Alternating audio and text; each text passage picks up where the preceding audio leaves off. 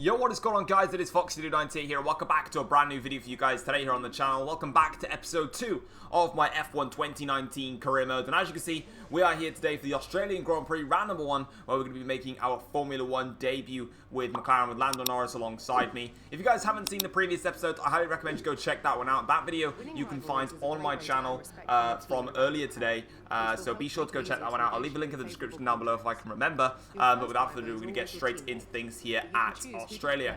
First of all, we're having a look at the R&D tree then, and straight away I go ahead and start piling on some upgrades onto the car. And for the first round, with me having like 1500 resource points or so, I decided to go straight away in and just basically purchase everything. The only thing that I didn't purchase is a powertrain upgrade, but by the time I get to the practice sessions, that is exactly what we should be able to do. So as you can see here, getting that introduction to FP1, and obviously we can use this to just try and push forwards a little bit more.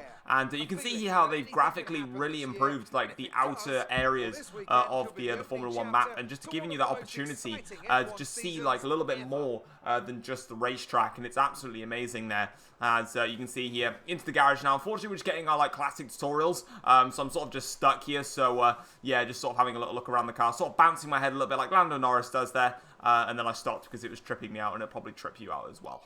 So yeah, as you can see, that's how the practice programs work. So as you can see, they are all the same practice programs as of last year. So you've got the track acclimatization, the tire management, the fuel management, the ERS management, qualifying pace, and race strategy. For the entirety of this season, I'm only going to be doing 3 practice programs, and only for this episode here at Australia, am I going to show you guys the practice program like completion. I'm not going to do it any other time. I'm going to be going straight to quali in the race in the other episodes. It's just for obviously this one so you can see how things look. But track acclimatization, you know how it works. You just get on with it, get around there, get through the gates, make sure you get a competitive lap time in there as well. And straight away then, the car felt really, really good. I was really happy with it. And I actually had to go ahead and make some difficulty setting changes, as you'll see right now. So as we go in towards the second to last corner here now, you can see that we're 1.8 seconds up on our best lap to get into the top 15, obviously. As we open up the DRS now here to go across the start-finish straight now, and we are going to go fastest by a couple of tenths of a second there, ahead of Max Verstappen. And as soon as I saw that come up on my screen, I knew straight away that the difficulty is too low. In this practice session, I was running on 100% AI. I normally, in F1 2018, I think the max I ran was like, I can't remember, like 106, 107, something like that. But I ran 100 AI, and I didn't know where my pace would be. And the fact that I managed to go 4/100ths of a second faster than Verstappen in a qualifying run gave me the indication that I do need to change the difficulty. So I did do that, obviously, for qualifying in the race. So for quali in the race, I did increase the difficulty from 100% to 105%. So I just went straight up there. I know the AIs are apparently much harder this year, but obviously I wanted to just try and give it a go as we get the interview here. First of all, with Claire now, so obviously I'll shut up for the next set of questions. I didn't actually realise she was coming on, to be honest, but yeah, a lot of hard work in the practice program. So how are you finding things at the team? Are you settling in? Yeah, I'm settling in nicely. It's my 10th debut, or however many times I played the game. What are you expecting out of this season? Are you just aiming to find your feet in Formula 1, or do you see something more? At the end of the day, I'm an amputee patient, so I can't find my feet. Great. Well, that's everything. You're welcome. Right, moving back onto things then. So, here we are then for qualifying. We're just about ready to kick off today's qualifying here in Melbourne. It's the Australian Grand Prix. And as you can see then, we're here for the Australian Grand Prix then, and as you can see, we've got quite overcast conditions here, so the track definitely changed. And as you can see then, here we are for our first flying lap. Then the DRS opens up now as we go onto the straight here. We've got one of the racing points behind there, or should I say the Sport Pace Racing Point Formula 1 team. As you can see now, we're going in towards this middle sector here, and we're having a decent showing actually, a little bit wide there on the apex, but this is where it all went a bit wrong here. So we clip the curb now, and we go spinning across the side there, and that is an awful way to start our session, and we bang the wall there slightly, and that is not how we want to start our qualifying session off. That is not the best way to do it. Here's a replay of that then. So as we go flying through here, we just clip too much of the curb, unsettles the car, and it spins me around. And that's one thing to note for this year. The curbs are a lot more difficult to handle this year, and that meant I only had one chance to set a lap. And as you can see here, this is my one and only opportunity, and unfortunately, my one and only opportunity to set a qualifying lap It wasn't actually that good. There was a lot of mistakes on lap overall, and as I was coming towards the start-finish line, I wasn't really happy with it. So as we come towards that start-finish line now, cross it, and will we make it out of Q1? Unfortunately not. No, unfortunately we're all the way down in P19, and it's going to be on the back row for the start of our season. It's not been a good qualifying session. Lando Norris manages to get out of Q1, which is a bit embarrassing for myself there. I just didn't hook it up when I needed to, and I only managed to out-qualify Antonio Giovinazzi in the Sauber, which is embarrassing. Or should I say Alfa Romeo? That's embarrassing that I don't remember their name still.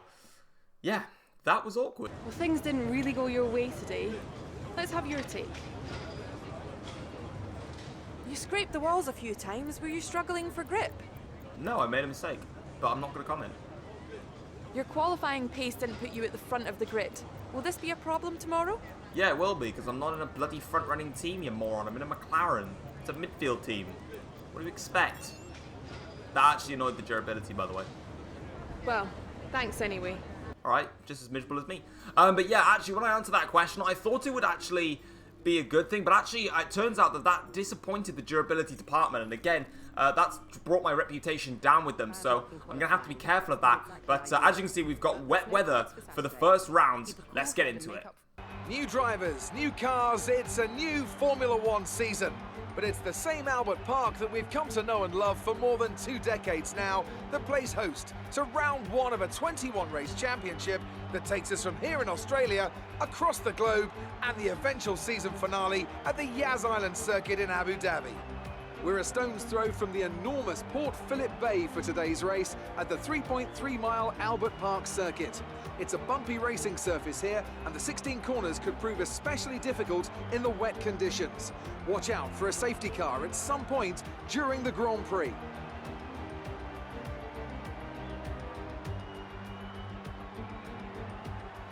Once again, Anthony Davidson joins me for the race today, and it's a race where anything can happen as the rain is falling, grip and visibility is lacking. Could be something of a lottery out there, Ant. Well, that's right. There's always an added element of predictability with circuit. But one thing that might help him with the grip is a new softer compound full wet and intermediate tyre that Pirelli have developed for certain circuits. We'll be seeing these new tyres for the first time today, yet another unknown on an already unpredictable day. It's time to see how our drivers are stacking up after yesterday's exciting qualifying session. Sebastian Vettel has a clear track ahead of him today. He starts in pole position, and Lewis Hamilton completes the front row. Moving on to the rest of the grid, we have Leclerc, Verstappen, Pierre Gasly, and Bottas, Hülkenberg, Butler, Ricciardo, and Roman Grosjean. Perez, Weber, Kevin Magnussen, and Norris, Raikkonen, Kubica, Alexander Albon, and George Russell. Thomas and Antonio Giovinazzi starts from the back of the grid. And now it's time to head down to the track.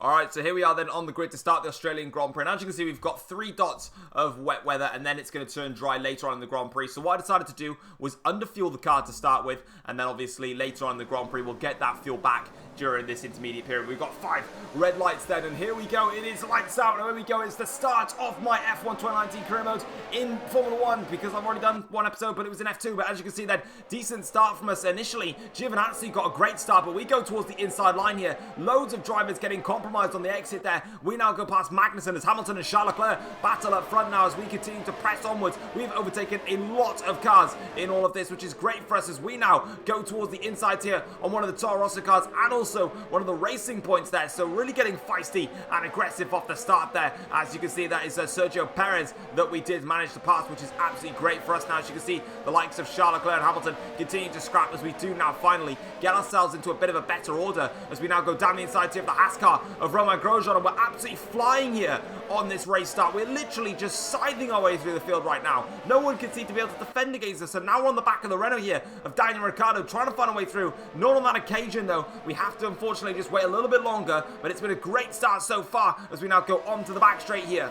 You can see one of the Mercedes cars there is under pressure as we now try and pressurize Daniel Ricciardo a little bit more on the back straight here as we now go in towards the chicane. This is going to be a chance that we have a little look there, but it's just not going to work in the high-speed left-rights, especially since we've never driven in wet conditions before. for, so that's not going to be great for us now as we lose a little bit of time there to Daniel as one of the Haas cars. I think it's Grosjean there is trying to stay in front of the racing point of Sergio Perez, so that means that the racing point in front is going to be Devin Butler, but now we're going to go to the front of the field and you can see it is the German Sebastian Vettel that leads the Australian Grand Prix, and he has got a comfortable margin as things stand. You can see there that the likes of Lewis Hamilton are just very far behind. Look at the gap that Vettel's got. He's flown away off the start as Hamilton now tries to chase him on with Charles Leclerc, then it's Verstappen, then Gasly, Bottas, then it's Hülkenberg ahead of Butler, then it's myself, then it's Ricciardo, and then it's myself. As you can see, we're onto the back straight now. We've lost a little bit of time as Daniel Ricciardo in that opening lap. I lost 1.7 seconds towards the final sector, really, onto lap 4 of the Grand Prix, though. And as you can see here, it's Ricciardo and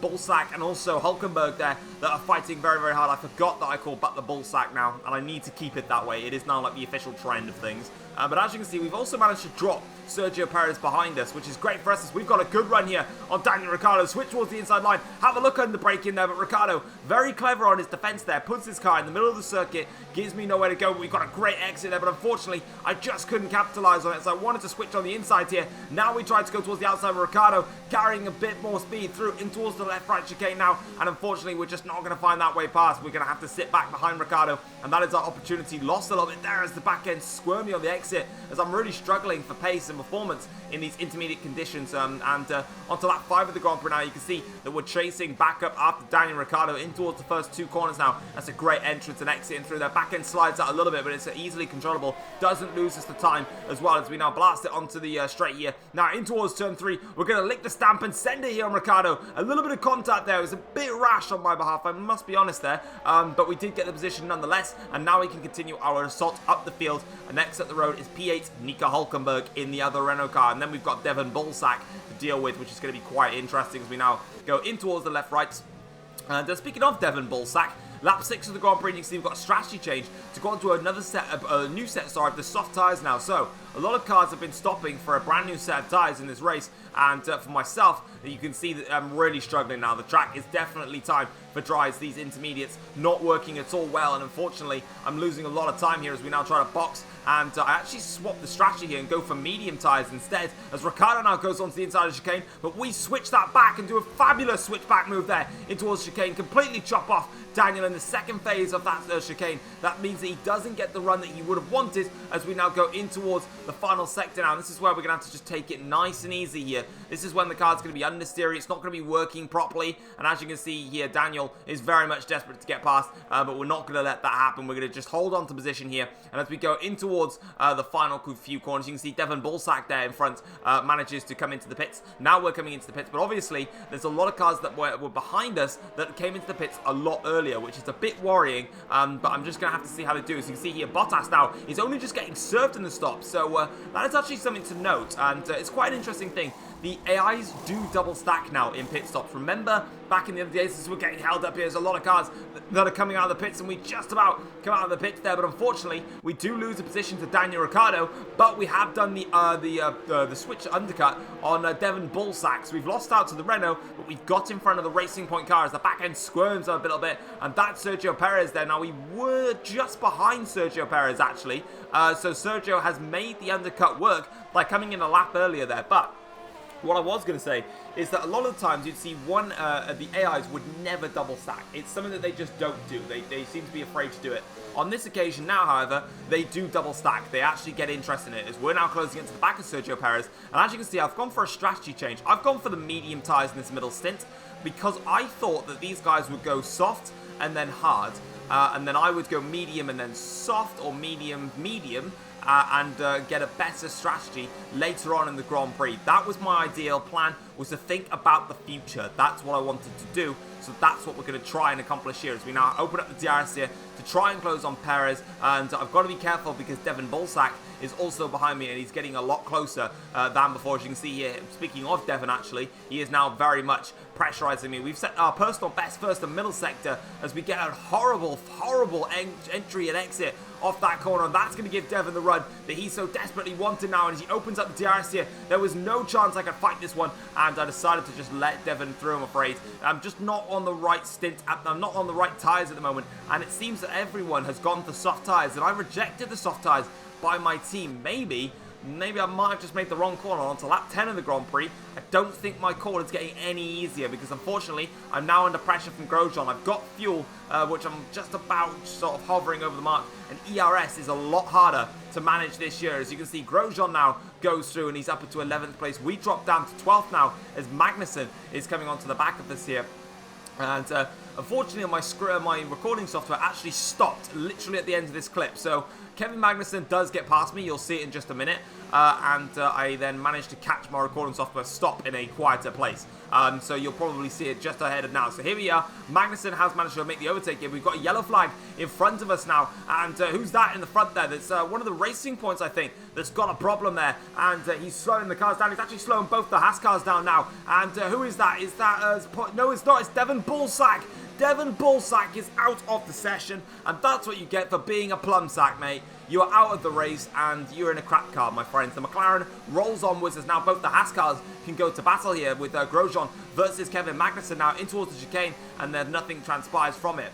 Moving forward onto lap 18 of the Grand Prix now, and you can see that we're taking our mediums a long way into this race. Hulkenberg, meanwhile, is pressurizing us on his soft tyres, and literally everyone in this race was just doing soft tyres galore. No one went to mediums, no one went to hards, and it was at this stage in the race that I knew full well that my strategy has been completely out the window. It was a bad strategy call.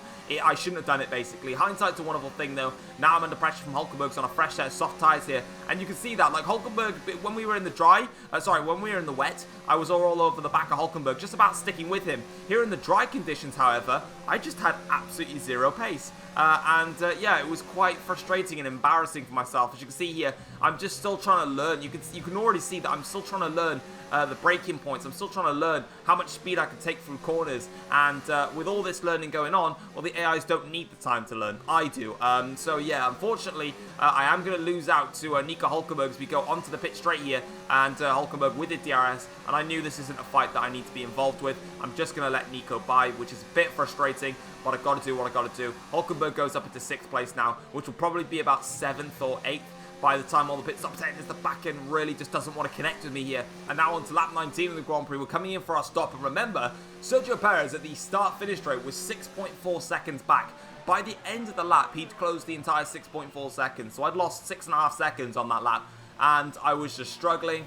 And this race, I was getting frustrated. I really was. I was just not really being that clever and smart about things. I was definitely a little bit hot under the cockpit with just mistakes, cars passing me, just going backwards really.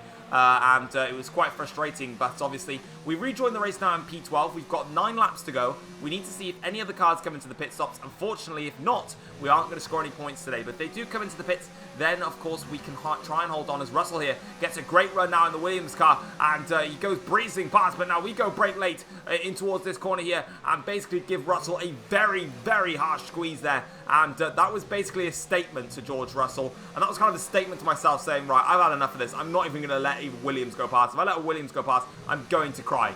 On to lap 26 of the Grand Prix now. We've got Romain Grosjean on the back of us here, and we have managed to go up into the points now. So we're into P9 at the moment, and now we're trying to defend against Grosjean here. And again, getting the elbows out a little bit against the Haas car, but we get a very compromised run through here. Grosjean gets a good run now. Low ERS, unfortunately. You can see how much I'm trying to save here. And as the Haas car now tries to pressurize me, he's going to go towards the inside, in towards the chicane, but we're going to close that one off quite quickly there against Romain. So he's going to have to wait a little bit longer, but DRS is going to be enabled now for Romain Grosjean down the straight here as we now try and pressurize. You can see here that I'm just trying to save up some fuel, trying to save up some ERS, trying to do everything I can to stay in front of Grosjean here, but we get not the best run. Grosjean obviously using a little bit more power at his disposal, and that's not going to help me out here, as unfortunately my recording software has a little bit of a complete mayhem mess there, and yeah, that's unfortunately Grosjean up and away. Nothing I can do about that, I'm afraid. Grosjean moves up into 9th place, and Lewis Hamilton then takes the checkered flag here at Australia, and he wins the opening rounds of the Formula 1 season. For myself, though, we are going to come home and score points in our debut for McLaren, which at the end of the day, I'm actually quite satisfied about. Like, overall, I was a bit frustrated a lot of the times during the race, but can't forget, obviously, that I started in P19, and I've come across the line to finish in P10, and we were basically it was last to points. So can I be that frustrated? I don't think I really can come hindsight, but definitely there's a lot of things to improve upon. So strategy was definitely something that I need to look at, and yeah, I just also need to see if I could try and improve in some other areas, and as I eventually obviously get used to the game as well, then of course I can try and do some other bits in there. So yeah, but that is pretty much all of that for the podium. So let's have a look at the race results then. So obviously, like I said, Hamilton won the Grand Prix, and yeah, pretty good stuff from him there, and you can see him coming out there to celebrate. So it was Lewis Hamilton that won the Grand Prix, so Vettel there claimed P2, so Hamilton somewhere overtook Sebastian and won that Grand Prix, because Vettel, remember, at the start of the race got a cracking opening lap, so maybe he lost it in the pit stops there, and Valtteri Bottas then finishes in P3.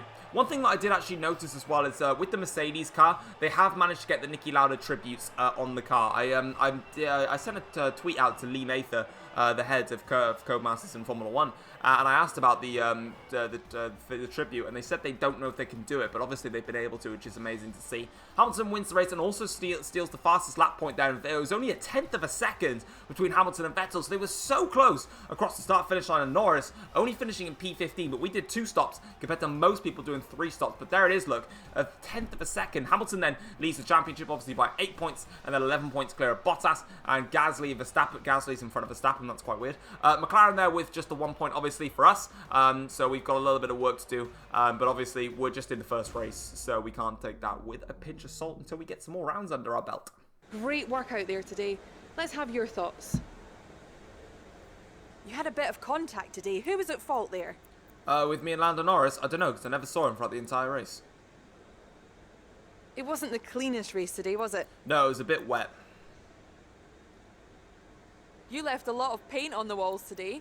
Were you? No, I just had a paintbrush attached to my car. Well, thanks anyway. No problem. Right, so moving on from that then. So that is pretty much going to be it then for the first round of my F1 2019 career mode here for you guys. And obviously this is episode 2 as well. We'll just go back into the preloading screen, have a look at the final few bits, and obviously we're going to round off today's episode. But obviously, guys, if you have enjoyed today's video, like I said, obviously probably at the start of the video, feel free to drop this video a like, subscribe if you've not yet subscribed to the channel if you are new around here as well. And obviously we'll be bringing out more and more Formula 1 content as the new game is now out. And with that being said, that is pretty much it. Obviously, in this as well, we are going to purchase a power unit upgrade. I don't know if I did it before or at this point now, but I am going to make some developments to my power unit. And by the looks of things, with my resource points, I already went ahead and did it. But anyway, guys, that is going to be it for this episode. And I will see you guys for the next episode, which will be at Bahrain. But until then, guys, take care all. Peace.